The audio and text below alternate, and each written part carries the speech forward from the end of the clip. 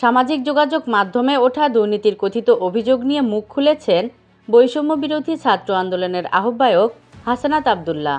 19শে December বৃহস্পতিবার রাতে নিজের ভেরিফাইড ফেসবুক আইডিতে দেওয়া এক পোস্টে এ বিষয়ে ওপেন চ্যালেঞ্জ জানিয়েছেন তিনি। পোস্টে হাসানাত আব্দুল্লাহ লেখেন, কিছু ব্যক্তি সামাজিক যোগাযোগ মাধ্যমে আমার বিরুদ্ধে নিয়োগ, বাণিজ্য, পদায়ন, বদলি এবং নানাবিধ আর্থিক দুর্নীতির কথিত অভিযোগ তুলেছেন।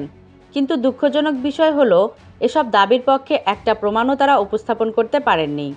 আমি স্পষ্টভাবে জানাতে চাই, আমার বিরুদ্ধে আনীত যে কোনো দুর্নীতির অভিযোগ যদি এক টাকারও প্রমাণসহ উপস্থাপন করা যায়, তা হোক নথি, ভিডিও, অডিও কিংবা কোনো ব্যক্তি নিজে সাক্ষ্য দিয়ে প্রমাণ করেন, তাহলে আমার অনুরোধ থাকবে সেটা আপনারা নির্ভয়ে সামাজিক যোগাযোগ মাধ্যমে প্রকাশ করুন, সংবাদপত্রে প্রচার করুন এবং আমার বিরুদ্ধে মামলা করুন।